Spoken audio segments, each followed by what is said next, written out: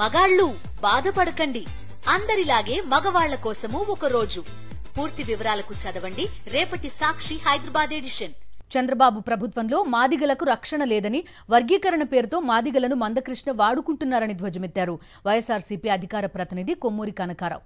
చంద్రబాబు చేతిలో కీలుబొమ్మలా మందకృష్ణ మాదిగ మారారని దుయ్యబట్టారాయన. మాల మాదిగల మధ్య వివాదాలు సృష్టిస్తున్నారని మండిపడ్డారు. 2 మాదిగలకు కీలక మంత్రి పదవులు, 7 మాదిగలకు నామినేటెడ్ పదవులు ఇచ్చింది వైఎస్ జగన్ అని గుర్తు చేశారు. చర్మకారులు, డప్పు కళాకారులకు పెన్షన్ ఇచ్చిన ఘనత కూడా జగన్దేనన్నారు.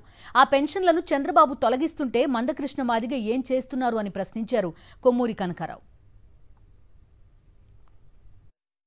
మందకృష్ణ మాదిగ నువ్వు చంద్రబాబు నాయుడు చేతిలో కీలుబొమ్మలాగా మారి ఆంధ్రప్రదేశ్ రాష్ట్రంలో శుద్ధ రాజకీయం చేయదని చెప్పేసి మనం చేస్తా ఉన్నాం.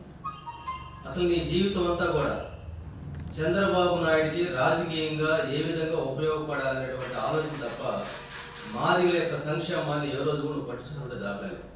అదేవిధంగా చంద్రబాబు నాయుడు గారు కూడా ఈ 30 సంవత్సరాల్లో ఈ ఉద్యమం ద్వారా మాదిగల్ని 4 ఓట్లు సంపాదించుకొని ఏ విధంగా మాదిగల ద్వారా లబ్ధి పొందాలి, మాదిగలకి ఏ విధంగా ఉపయోగపడాలో మర్చిపోయి కేవలం రాజకీయ అంశంగానే చూడటంలో ఆరితేరితే చంద్రబాబు నాయుడు చేతిలో ఒక పనిముట్టులాగా ఈరోజు మందకృష్ణ మాదిగ కానిటువంటి విషయాన్ని ఆంధ్రప్రదేశ్ రాష్ట్ర ప్రజలకు తెలుసుకోవాలని చెప్పేసి గుర్తు చేస్తా ఉన్నాం. అంతేకాకుండా నిజంగా చంద్రబాబు నాయుడుకి తెలుసుతుంటే, నిజంగా రిజర్వేషన్ వర్గీకరణ మీద దానికి నిజంగా సామాజిక కట్టుబడి ఉంటే ఎస్సీ రిజర్వేషన్ వర్గీకరణ విషయంలో జిల్లా స్థాయిలో అంటా ఉన్నాం.